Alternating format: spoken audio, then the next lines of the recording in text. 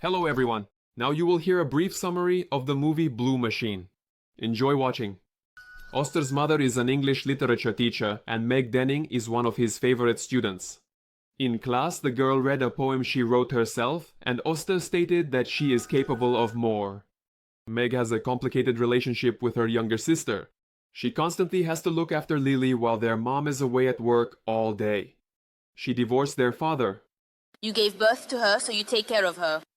What did you say? Get out of here. Lily cut her foot with scissors and sprinkled salt on it. Meg felt sorry for her little sister and helped her treat the wound. The teacher slipped a form for a poetry contest into Meg's work. He also left an encouraging note. The girl missed the bus. Oster stopped nearby and offered her a ride. Meg initially refused, but the teacher insisted. He explains that the contest could help her get a scholarship for college, but Meg is working and doesn't have time to prepare for it. The teacher asks Megan about her family. He found out that the girl hardly sees her father, only on holidays.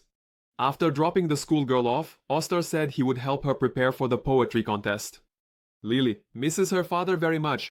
She found his old photos, which might not please her mom as she hates him. She herself is dressed in an angel costume in the photo. Her little sister was surprised, asking why Meg wore mom's blouse to school. And in it, the girl went to the teacher with a completed form. Oster treated his favorite with an orange. Meg's poem was written about her father, who left the family. The teacher asked her to describe that day in detail. He himself told a tearful story about how he buried his son. That day, he forgot to wear his lenses, and instead of the child, he saw only a blurry spot of his red sweater. The girl focused, and she remembered that on that day her father left in a blue car. Oster wrote an inspiring romantic poem for Miak. He didn't write anything like that. Who knows? Maybe he'll invite you to dance. Lily declared a hunger strike and refused to eat a sandwich even under the threat of a gun. The mother called and informed that she would come home very late. Without eating, Lily went to sleep, having taped her hands with duct tape. She didn't see her mom today. Megan wrote a poem for the contest. Oster got clever, and after taking the girl on an emotional roller coaster, hinted that she could do better. Today, the family is having dinner with the mother's friend. He is the one who found a job for Megan, which doesn't please her at all. No one pays attention to Lily. The mother is more concerned about the interview for a new job, which her friend also arranged. The time for the final of the Young Poets contest has come. Megan went on stage and recited a depressing poem titled Blue Car. It is dedicated to her father, without whom life has become unbearable for the daughters. The next day, Oster called her into an empty classroom and advised her not to be upset about losing the contest. And when a saddened Meg was about to leave, he suddenly announced that she had won. Therefore, they will have to work together more so she can participate in the National Poets Contest. In class, Megan is no longer as sad as usual. She often stays behind with the teacher after lessons, and he feeds the talented student lunch. The final will take place in Florida, and it's unlikely that her mom will be able to go with Meg. The conversation was interrupted by one of the students, who turned out to be Oster's son and asked him for lunch money. Returning home, Megan found her sister upset and her mom asleep who had taken some pills. Judging by the bruises, her friend started to harass her. The woman refused, which is why she didn't get the job. Lily tries to cover up her freckles. She is constantly taken to a psychologist, but the girl doesn't get any better. She calls herself Angel and still refuses to eat. In church, the girl spread her arms wide and fainted. After that, Lily was admitted to the hospital. Megan met with the teacher and informed him that she couldn't go. She wants to be with her sister. Oster hugged her, started to stroke her, and assured her that Lily would be okay. Megan wonders why the teacher is so kind to her.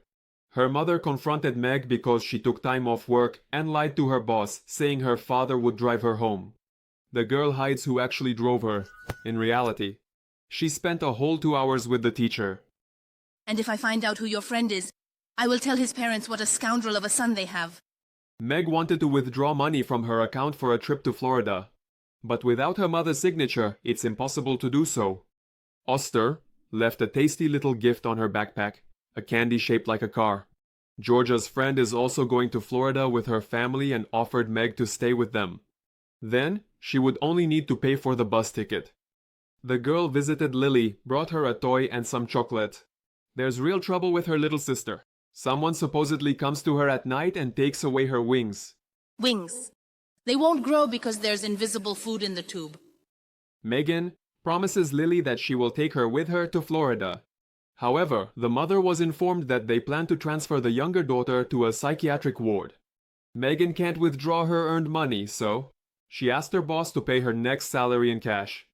She also stole ties from the warehouse and went to a clothing store, claiming she bought them a week ago and now wants to return them.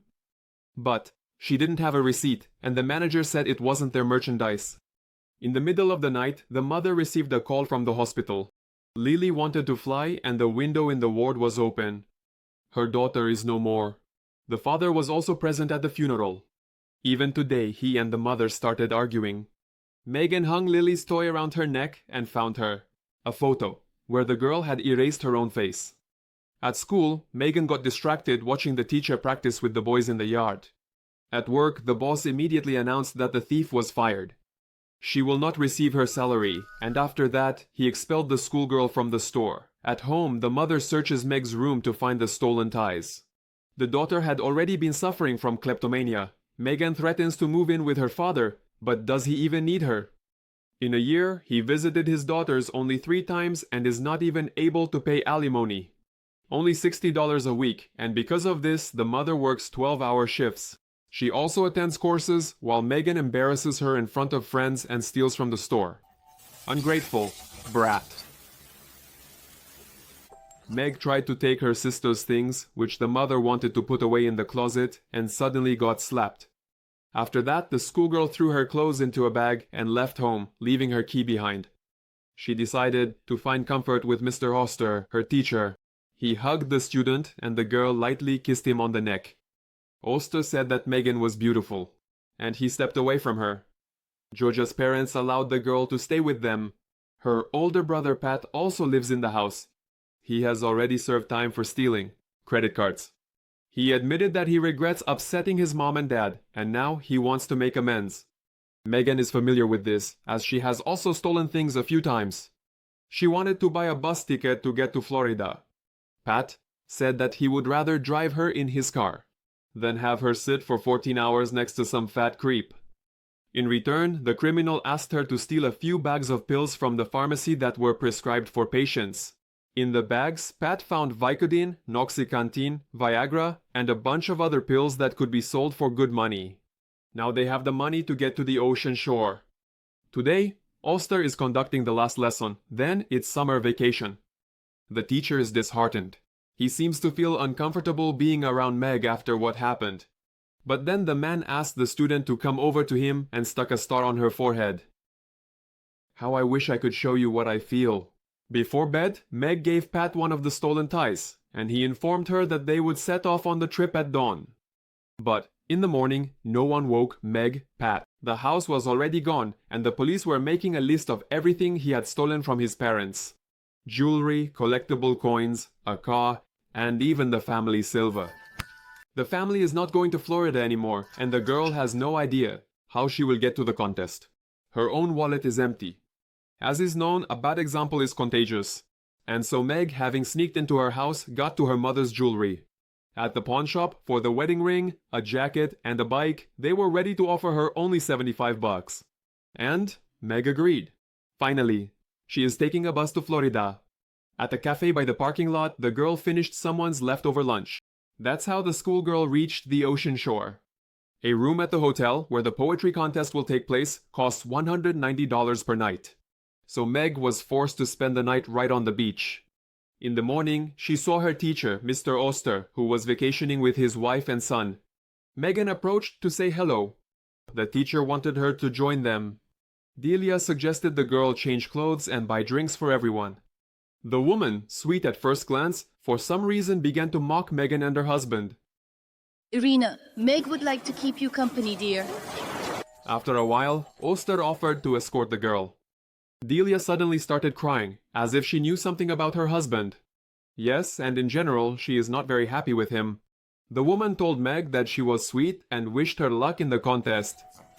I'll do some work later. Bravo! The teacher said that he and his wife have known each other since childhood.